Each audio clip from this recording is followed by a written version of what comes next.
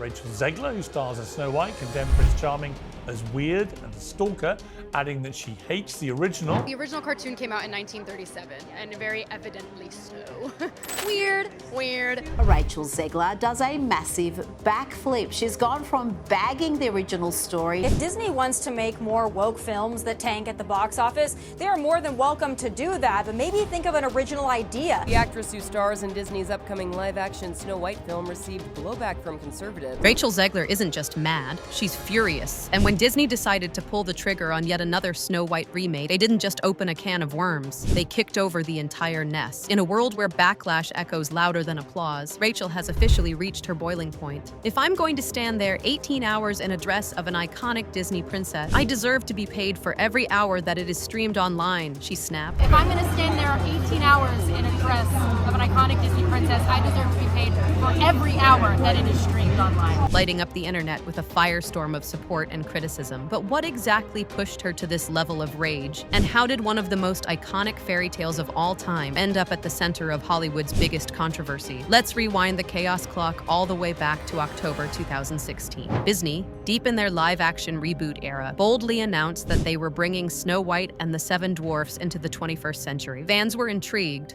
Disney executives signed off a big-budget remake of Snow White and the Seven Dwarfs. They probably thought it was a very safe bet for a company in dire need of a hit. Others were skeptical, but everyone was paying attention. Screenwriter Aaron Cressida Wilson was brought in to pen the script, while Benj Pasek and Justin Paul, the minds behind La La Land and The Greatest Showman, were signed on to handle the music. Disney clearly wanted spectacle, glitter, and heart-thumping drama, and for a while, it seemed like they were going to get it. By May 2019, the Amazing Spider-Man director Mark Webb was on board, and although some fans were scratching their heads, many were curious to see how he'd spin a tale of magic mirrors and poison apples. Then came June 2021, the game changer.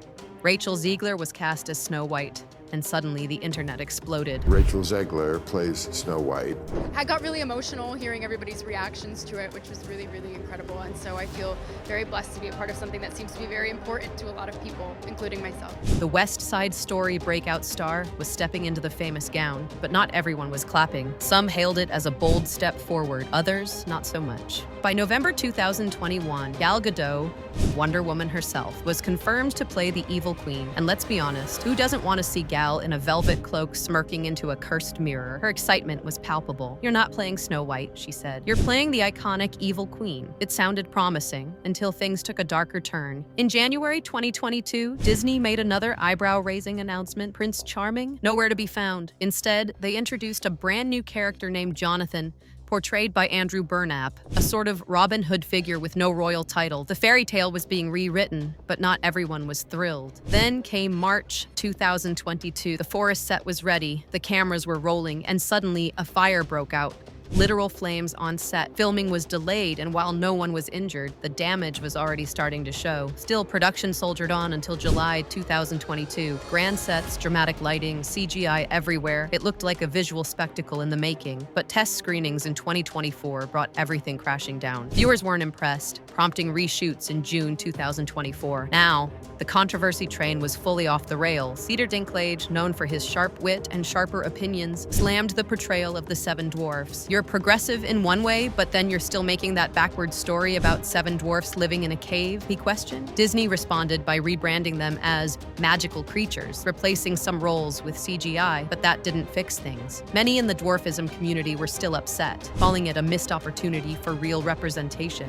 But even all of that paled in comparison to the wave of backlash directed at Rachel Zegler herself. Some fans loved the idea of a more diverse Snow White. Others were appalled, claiming Disney was rewriting history, ignoring the fact that this is a tale involving talking animals, a magic mirror, and a woman who casually bites into cursed fruit. Rachel, however, wasn't backing down. She proudly shared how important Snow White was to the Spanish-speaking community and emphasized her desire to portray a more empowered version of the character. In interviews, she called the original 1937 film extremely dated and said her Snow White would be a leader, not someone waiting to be saved by a man. I mean, you know, the original cartoon came out in 1937, and very evidently so.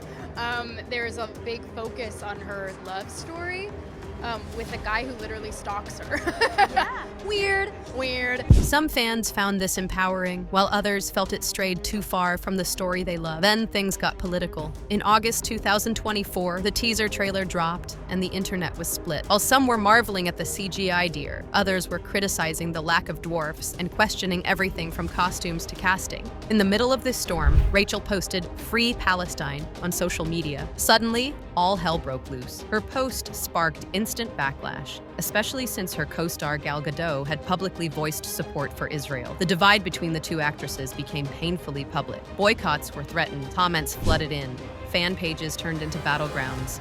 Old tweets resurfaced, ones where Rachel roasted Donald Trump and shaded his supporters. The internet went wild. Suddenly, it wasn't just about a movie anymore. It was about politics, identity, and clashing ideals. By November 2024, Rachel released an emotional apology. "I can only hope that despite my flaws, and despite my cracks and my breaks, and there are many, that at every premiere and everything I do, people will wait in line to see." By that time, the damage was already done. Rumors of on-set tension between Rachel and Gal intensified. There were whispers that Disney had to beef up security for Gal due to online threats. The two stars no longer shared press events, and fans couldn't help but notice. Behind the scenes, Disney's PR team was scrambling.